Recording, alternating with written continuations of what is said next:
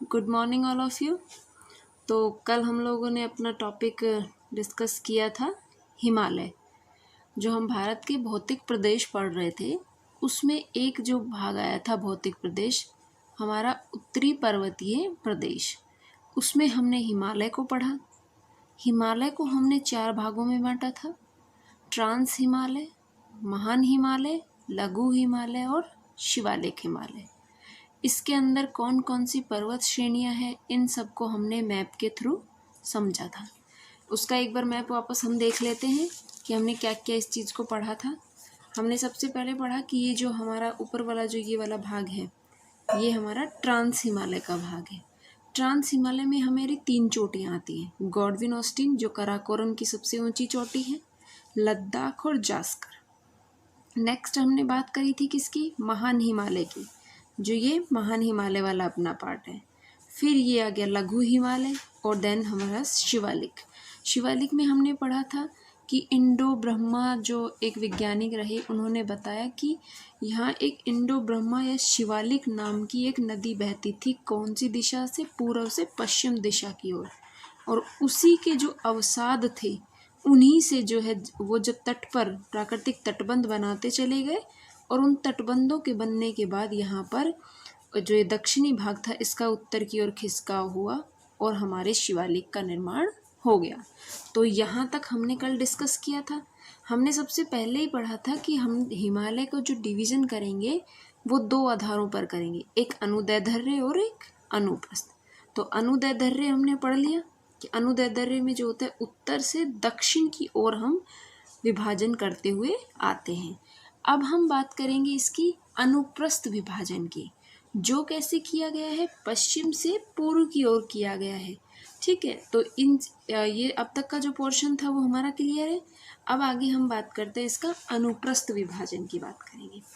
तो हिमालय का जो अनुप्रस्थ विभाजन था ये किस आधार पर किया गया, इसमें एक वैज्ञानिक हुए थे सिडनी बुरार्ड, जिसको GS बुरार्ड भी कहते हैं। ये एक वैज्ञानिक हुए, इन्होंने बताया कि जो हिमालय है इसको नदियों के आधार पर, किसके आधार पर बताया कि नदियों के आधार पर हम हिमालय का विभाजन कर सकते हैं। किस दिशा में, पश्चिम से पूर्व की ओर, नदियों के आधार पर। ये नदियों के आधार पर कैसे विभाजन करेंगे, क्योंकि जो हमारी नदियाँ होती हैं, जैसे नदी, एक नदी है ऐसे बह रही है तो वो अपने पास में यहाँ पर गोर्ज का निर्माण करती है। गोर्ज क्या होते हैं, गोर्ज और कैनियन का निर्माण करते हैं। वैसे तो हम गोर्ज और कैनियन जो है वो जब नदियों द्वारा निर्मित स्थलाकृतियाँ पढ़ेंगे, जो उसकी टॉपोग्राफीज पढ़ेंगे तो उसमें फुल डिटेल से इसको डिस्कस करेंगे। लेकिन अभी थोड़ा क्योंकि गोर्ज और कैनियन नाम आया है तो हम इसको यहीं थोड़ा जानते हैं। जो गोर्ज होता है ये क्या होता है, जैसे कोई नदी है जो एक रास्ते से होकर गुजर रही है और उस जगह को वो काटते हुए, मतलब उसके अंदर अपरदन करते हुए उसको एक गहरा रूप प्रदान कर देती है, एक गहरा रूप बना देती है। जैसे इस तरीके की फॉर्मेशन उसने बनाई, तो ये हमारा हो गया गोर्ज। और जब इसी गोर्ज का और ज़्यादा पतला रूप बन जाए, मतलब घाटी जो है और गहरी हो जाए और एक सक्रिय नुमा आकृति में हमें दिखाई दे, तो वो हमारा कहलाता है कैनियन। ठीक है, तो ये 2 चीज़ें थी। क्या चीज़ें हमने समझी कि जो हिमालय का जो अनुप्रस्थ विभाजन किया वो GS बुरार्ड के द्वारा किया गया। ठीक, इसके बाद में इन्होंने जो विभाजन किया वो नदियों के आधार पर किया। नदियों के आधार पर इन्होंने बताया कि जो नदियाँ होती हैं जब अपना प्रवाह क्षेत्र लिए हुए होती हैं तो ये बीच में गोर्ज और कैनियन का निर्माण करती हैं। गोर्ज क्या होते हैं, नदी घाटी का गहरा होना गोर्ज कहलाता है। जब नदी अपने मार्ग में अवस्थित किसी स्थान पर उसका अपरदन करते हुए उसे गहरा रूप दे देती है तो वो गोर्ज कहलाता है। और जब उसका और गहरा रूप यानी और एक सक्रिय आकृति बन जाती है तो वो कैनियन कहलाता है। इतनी चीज़ क्लियर हुई। अब हम बात करेंगे कि किस तरीके से इन्होंने हिमालय को बांटा। इन्होंने हिमालय को नदियों के आधार पर 4 भागों में बांटा। ठीक है, सबसे पहले अगर हम बात करें तो इन्होंने बांटा कश्मीर हिमालय। कश्मीर हिमालय। सेकंड इन्होंने बताया कुमायूं हिमालय, कुमायूं हिमालय। तीसरा हमारा आता है नेपाल हिमालय, और चौथा हमारा आता है असम हिमालय। ठीक है, तो इसके ऊपर जो है, जैसे वो वाला जो विभाजन था हमारा अनुदैर्ध्य, उस पे अलग तरीके के क्वेश्चन आते हैं, और इसके ऊपर अलग क्वेश्चन आता है। अकेला एक क्वेश्चन बनता है कि हिमालय का अनुप्रस्थ विभाजन जो सिडनी बुराड़ के द्वारा किया गया उसका उल्लेख कीजिए। तो आपको ये सब चीज़ें उसमें बतानी है। इसमें टोपोग्राफीज बनाते हुए चलना है साथ साथ, और इसका जो मैप होगा वो सबसे इम्पॉर्टेंट है। सबसे पहले हम इसको थोड़ा सा डिस्कस करेंगे, यहाँ लिखेंगे इसके बारे में, फिर उसके बाद इसका मैप बनाना है आपको आंसर में।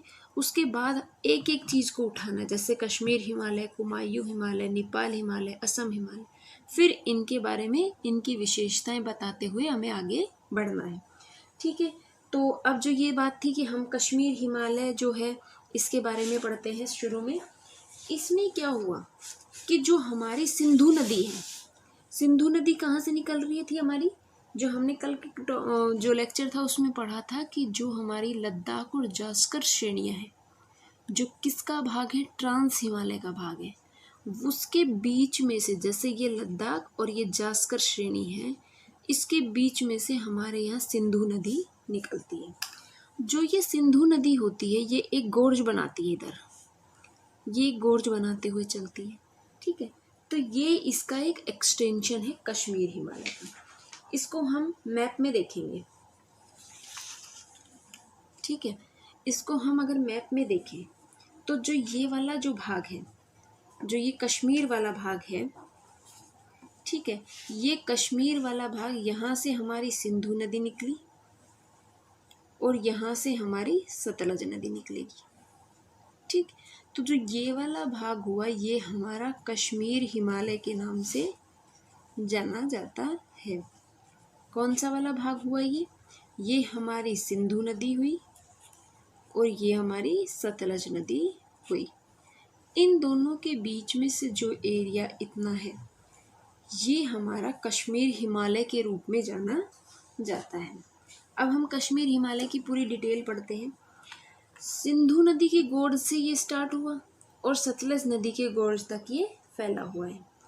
इसकी जो एक्सटेंशन है वो 560 किलोमीटर के आसपास माना गया है। तो इसका जो विस्तार है वो 560 किलोमीटर के आसपास इसका विस्तार माना गया है। अब इसमें बात करते हैं कि जो ये सिंधु नदी का जो निक्षेप होता है यहाँ पर, क्योंकि जब सिंधु नदी यहाँ से बह रही है तो इसके साथ में इसका कुछ निक्षेप यहाँ पर डिपॉजिट होता है, और इधर से सतलज नदी का डिपॉजिट भी यहाँ पर हो रहा है। जब ये दोनों मिलकर ये झीलों का एक निक्षेप करते हैं तो ये वाला भाग बहुत उपजाऊ हो जाता है, बहुत उपजाऊ हो जाएगा। उपजाऊ हो जाने की वजह से इस वाले क्षेत्र को करेवा कहते हैं। इसलिए कई बार क्वेश्चन आता है कि करेवा भूमि जो होती है, करेवा जो उपजाऊ मृदा है, वो किस प्रकार की खेती के लिए प्रसिद्ध है। तो जहाँ भी इस तरीके का क्वेश्चन आता है कि सिंधु और सतलज नदी के द्वारा जो निक्षेप हुए उससे जो उपजाऊ मृदा का निर्माण हुआ उसे हम जम्मू कश्मीर में करेवा कहेंगे, और इस करेवा के अंदर केसर का उत्पादन किया जाता है। केसर का उत्पादन यहाँ पर किया जाता है। ठीक है, अब हम बात करें तो जो हिमालय वाला जो ये वाला भाग है ये क्या है, बहुत हाई एक्सटेंशन पर है। हाई एक्सटेंशन मतलब उच्च अक्षांशों के ऊपर है, उच्च अक्षांश, क्योंकि यहाँ हमारा स्टार्ट हुआ था 8 डिग्री 4 मिनट, 8 डिग्री 4 मिनट से। ठीक, तो यहाँ पर लगभग 36 डिग्री के आसपास उत्तरी अक्षांश होता है ये कश्मीर हिमालय वाला। इस वाले क्षेत्र में उच्च अक्षांश होने के कारण सामान्य रूप से यहाँ पर कम तापमान पाया जाता है, तापमान कम होता है यहाँ पर, लेकिन हिम रेखा जो होती है वो अधिक ऊंचाई पर मिलती है, क्योंकि ये वाला क्षेत्र शुष्क क्षेत्र होता है, यहाँ बारिश नहीं होती। ये चीज़ एक कंसेप्ट की हो गई कि जैसे देखो हम इसमें एक टर्म लेके समझेंगे।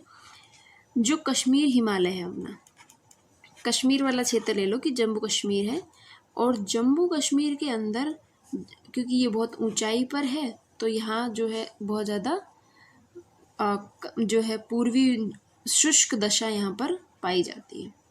ठीक है, शुष्क दशा है क्योंकि यहाँ टेम्परेचर बहुत कम होता है, टेम्परेचर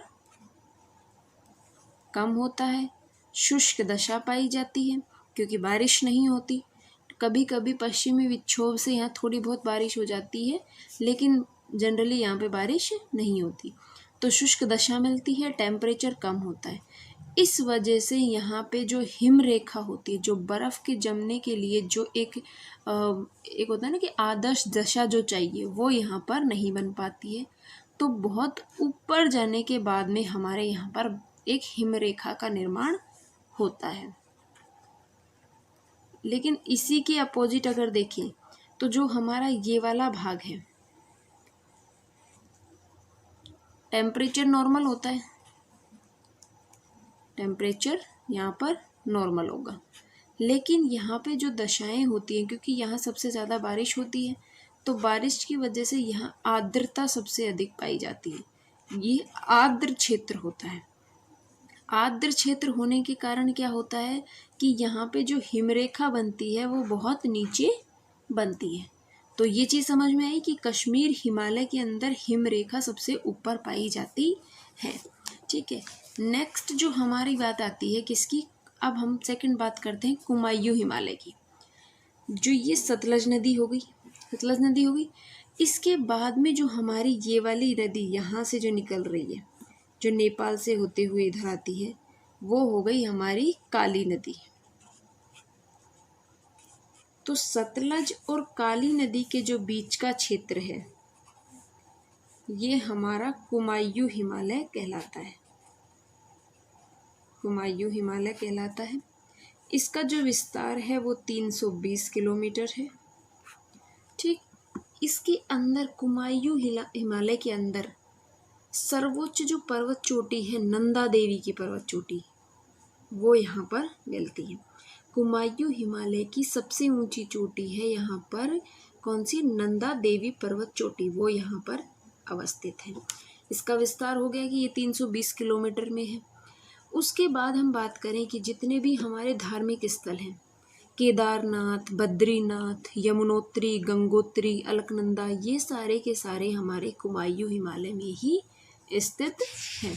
तो अभी तक हमने दो चीज़ों को देखा, कौन कौन से हो गए हमारे, कश्मीर हिमालय हो गया और कुमायूं हिमालय हो गया। जो नेक्स्ट हमारा आता है वो हमारा आता है कौन सा, नेपाल हिमालय। जो ये नेपाल हिमालय है ये यहाँ तक, जैसे काली नदी हो गई, उसके बाद यहाँ पे आती है हमारी तिस्ता नदी,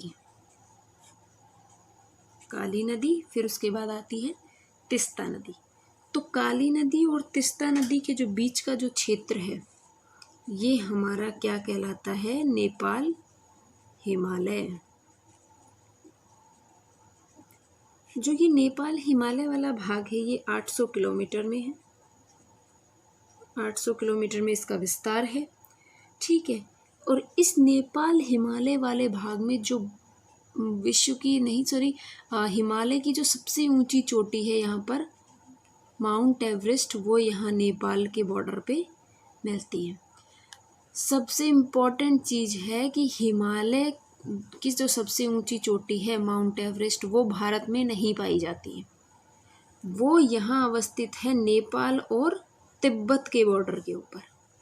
और इसकी अगर अवस्थिति देखें तो जो ये तिब्बत वाले जो भाग होता है इधर की साइड, इसका जो ढलान होता है वो एकदम सीधा खड़ा हुआ ढाल है, और नेपाल की तरफ इसका ढाल थोड़ा मंद ढाल है।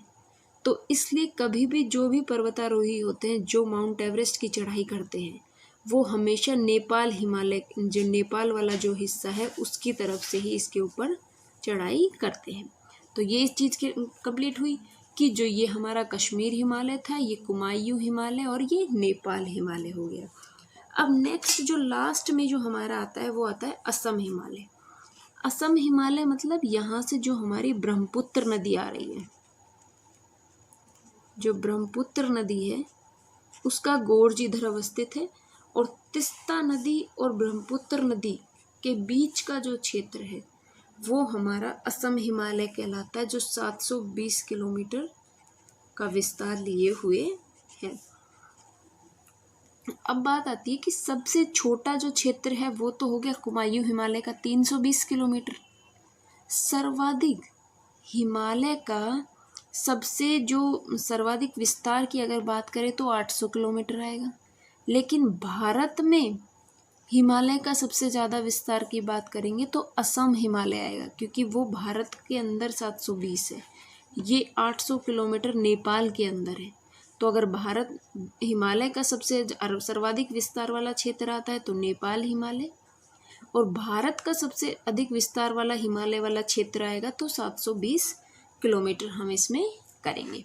ठीक है, तो ये हमारा जो था एक इसका अनुप्रस्थ जो विभाजन था वो था।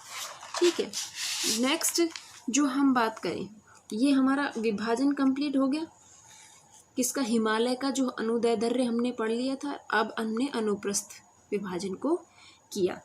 उसके अलावा हिमालय के अंदर बहुत से, ये टॉपिक यहाँ कंप्लीट हो गया। उसके बाद हिमालय के कुछ दर्रे हैं, हिमालय के अंदर बहुत सारे दर्रे बने हुए हैं।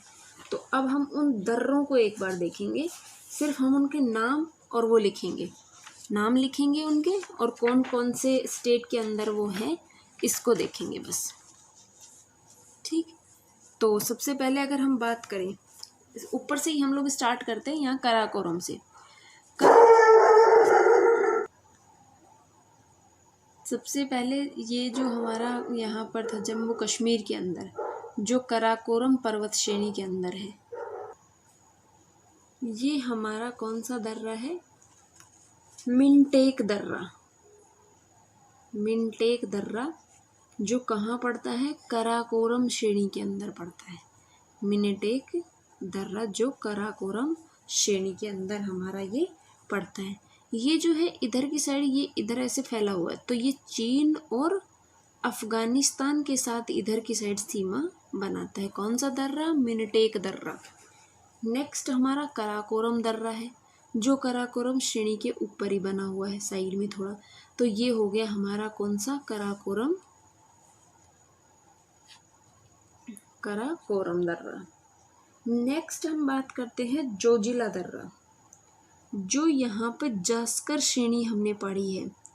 जास्कर पर्वत श्रेणी के अंदर स्थित है एक जोजिला दर्रा।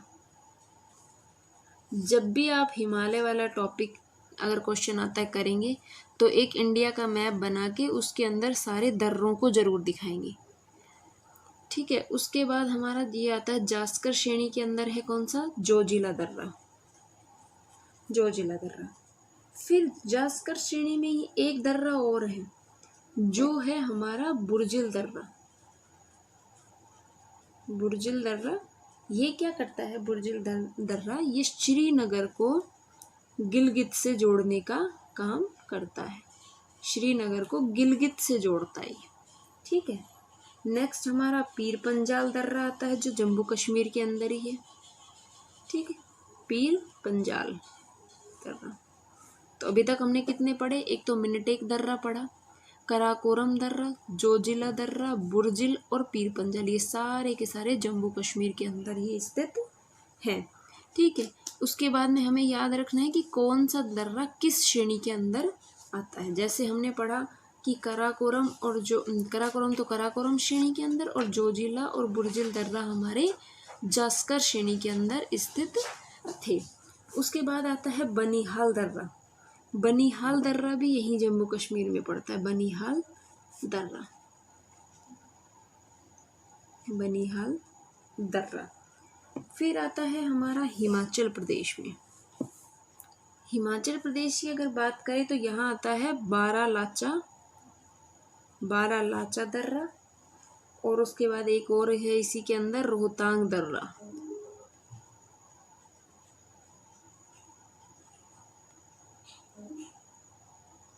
ठीक है, हिमाचल के अंदर दो दर्रे हो गए, बारालाचा और रोहतांग दर्रा।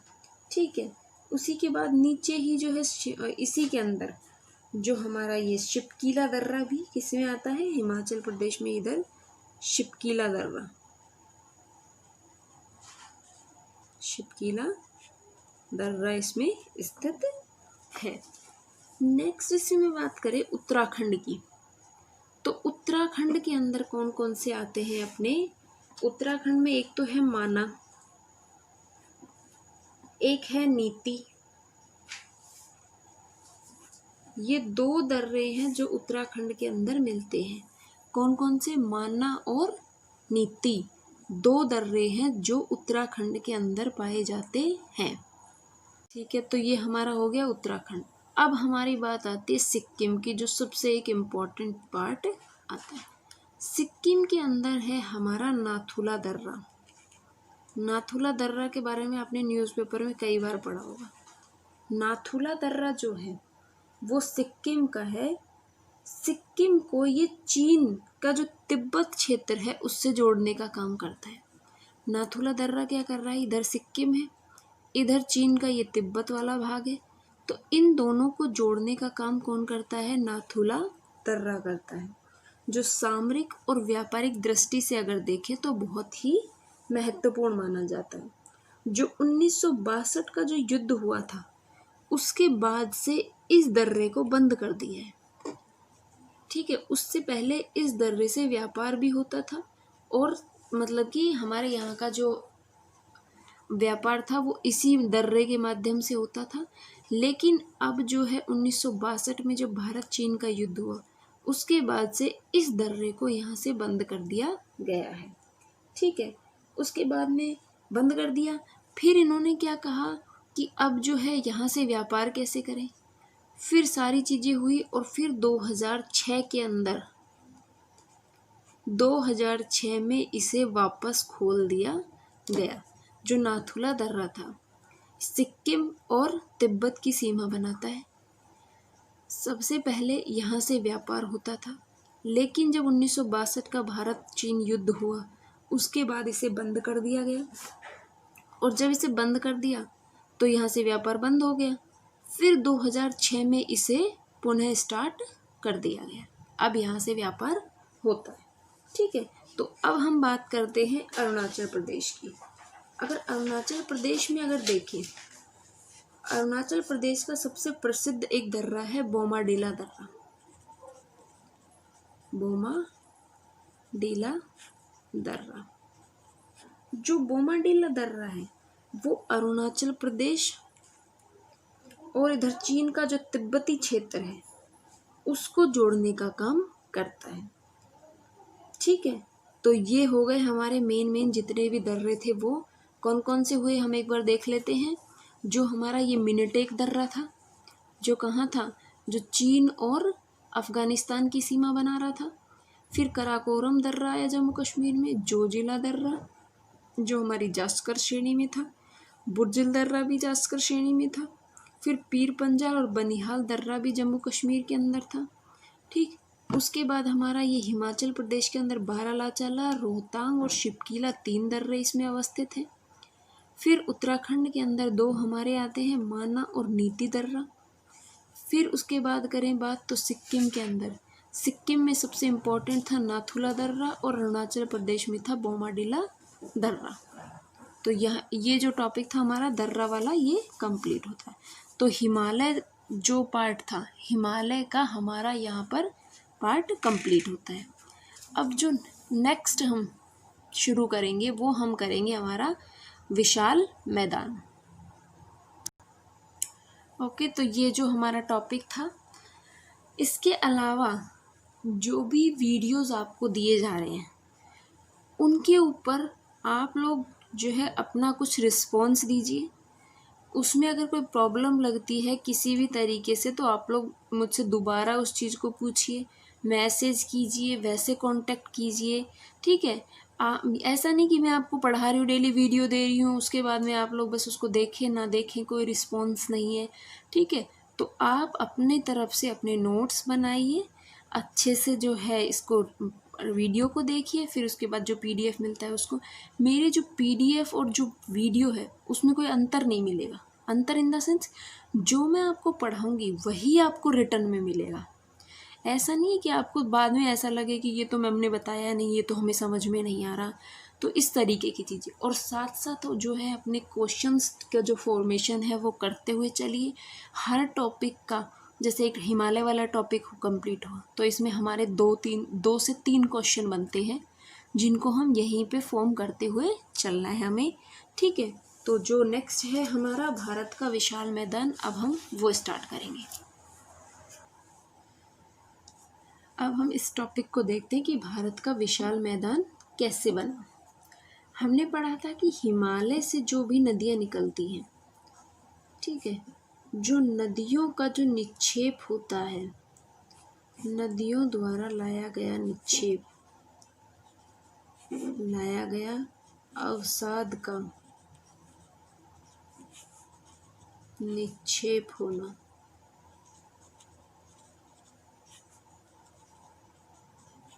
जो नदियों के द्वारा जो अवसाद लाए गए उसका जब एक जगह निक्षेप हो गया, मतलब वो जमाव हो गया, तो उसी से हमारे विशाल मैदान का निर्माण हुआ है।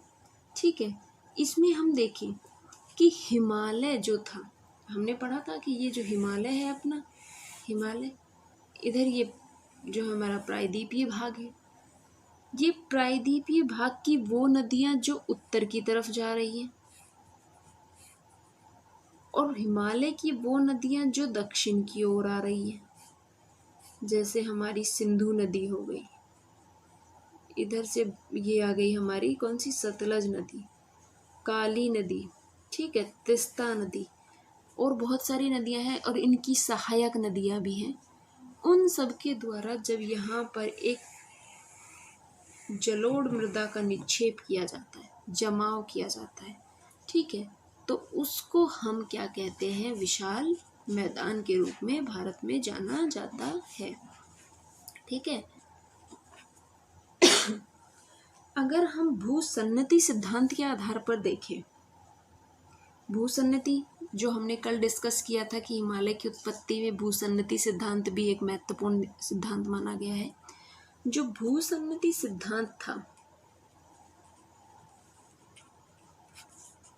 भूसन्नति जो सिद्धांत है, इस सिद्धांत के अंदर क्या था कि हिमालय के ऊंचे उठे हुए जो भाग हैं, हिमालय के ऊंचे उठे हुए भाग के दक्षिण में निर्मित हुआ था कौन सा, हमारा जो अग्रगर्त था, जो एक 4 डीप जो निर्माण हुआ था, उसमें नदियों के द्वारा जो मलबा लाकर जमा किया गया था, उसी से विशाल मैदान का निर्माण हुआ है।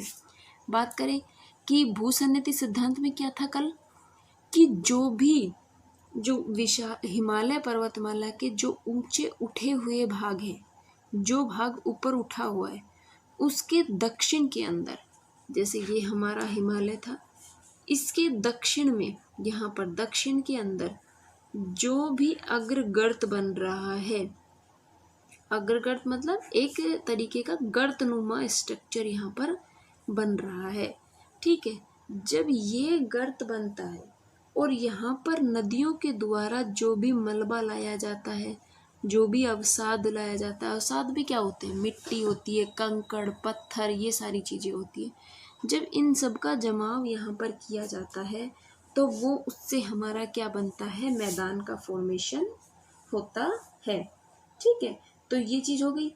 फिर हमारा सेकंड एक सिद्धांत आया था, कौन सा, प्लेट विवर्तनिकी सिद्धांत। तो प्लेट विवर्तनिकी सिद्धांत से हम कैसे देखेंगे इसको, प्लेट विवर्तनिकी सिद्धांत, ठीक है, प्लेट विवर्तनिकी सिद्धांत के अनुसार अगर देखें तो हिमालय का जो दक्षिण भाग है, जो हिमालय का जो दक्षिणतम पर्वत श्रेणी है, कौन सी थी हमारी, शिवालिक। शिवालिक के दक्षिण में एक फोल्ट स्थित है। ठीक है, कौन सा था, हिमालय था, हिमालय के अंदर शिवालिक है, और इस शिवालिक के अंदर ही, ठीक है, इस शिवालिक के अंदर जो है, शिवालिक के दक्षिण के अंदर ही क्या हुआ कि हमारे यहाँ पर हिमालयन फ्रंट फॉल्ट है। हिमालय फ्रंट फॉल्ट है इसके अंदर, ठीक है। इससे क्या हुआ कि जो हिमालय से जितनी भी नदियाँ उतर रही है नीचे की तरफ जो आ रही है, हिमालय से जितनी भी नदियाँ जो नीचे आ रही हैं और प्रायद्वीपीय भाग से जो उत्तर की ओर जा रही हैं, इन सबसे के जमाव से, यहाँ पर जो निक्षेप का जमाव हुआ उससे हमारे यहाँ पर किसका निर्माण हुआ? विशाल मैदान का निर्माण हुआ है। यही कारण है हमारे यहाँ पर कि जो भारत का विशाल मैदान है वो हिमालय के दक्षिण में, हिमालय के दक्षिण से प्रायद्वीपीय भारत की ओर कम गहरा होता हुआ जाता है। कैसे? कि जो ये वाला जो हिमालय से जो नदियाँ निकल रही हैं, हिमालय से जब दक्षिण की तरफ जाते हैं तो जो प्रायद्वीपीय भारत है उसकी तरफ जो विशाल मैदान है वो कम गहरा मिलता है, क्योंकि इधर से भी नदियाँ आ रही हैं और इधर से भी नदियाँ हमारे यहाँ पर आ रही है। अब एक इसके अंदर एक चीज़ आती है, कौन सी? हमारे यहाँ जो भारत का जो मैप याद अगर हम करें तो जो ऊपर वाले हिस्से में हमारे यहाँ सिंधु नदी की 5 सहायक नदियाँ और चलती हैं, सिंधु नदी और 4 इसकी सहायक नदियाँ। तो ये एक पंचतंत्र के रूप में होता है, ठीक है। 5 नदियों का एक समूह होता है। जैसे ये हमारी जा रही है कौन सी? सिंधु नदी। इधर से ये गई झेलम नदी, सिंधु झेलम, ठीक है।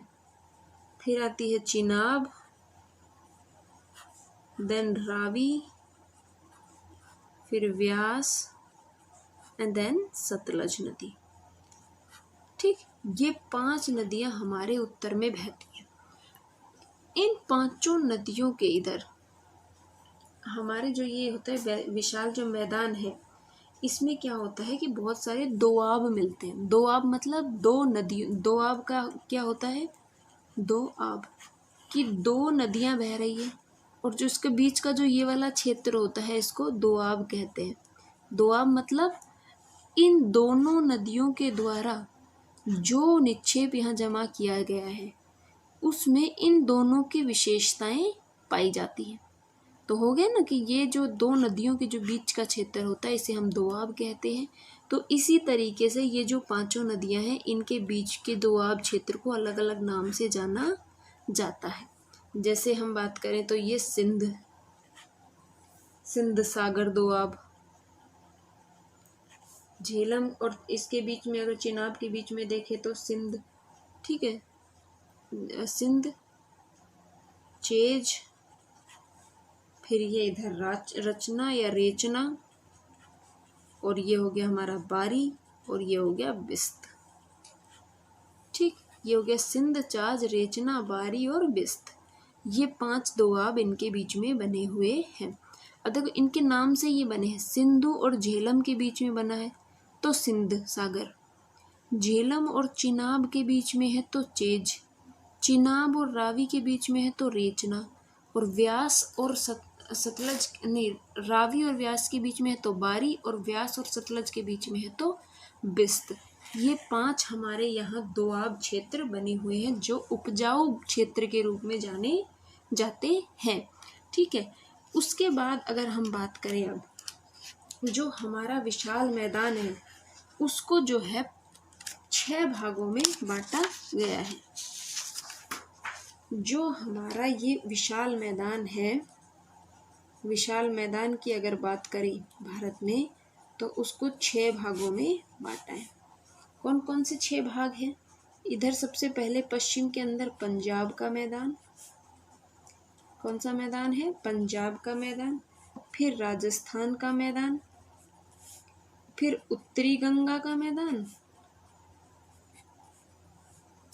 उसके बाद है मध्य गंगा का मैदान, फिर आएगा निचला गंगा का मैदान, और सबसे लास्ट में आता है हमारे यहाँ पर ब्रह्मपुत्र नदी का मैदान, ठीक है। तो इस तरीके से ये 6 क्षेत्रों में इसको बांटा गया है विशाल मैदान को, ठीक है। तो ये हो गया हमारा कि इनका जो ये विभाजन किया गया है, इनको हम डिटेल से अपने अगले लेक्चर में पढ़ेंगे, ठीक है। उसके अलावा जो टॉपिक अब तक आपको पढ़ाया गया है उससे रिलेटेड कोई प्रॉब्लम होती है तो आप अपने व्हाट्सएप से मुझे मैसेज करेंगे या फिर किसी भी तरीके से कांटेक्ट करेंगे, ठीक है। उसके अलावा जो पीडीएफ मिल रही है, पीडीएफ में भी अगर समझ में नहीं आ रहा है कुछ भी, कोई जैसे मान लो कि फ़ोटो सही नहीं आ रही है, कुछ भी तरीके की कोई भी दिक्कत होगी, आपको समझने में थोड़ी प्रॉब्लम हो रही हो, तो आप विदाउट एनी हेजिटेशन आप उस चीज़ को मुझसे पूछेंगे, ठीक है। तो आज का हमारा लेक्चर बस इतना ही होगा। कल हम पढ़ेंगे विशाल मैदान का जो विभाजन किया है इसको डिटेल में, ठीक है। Thank you.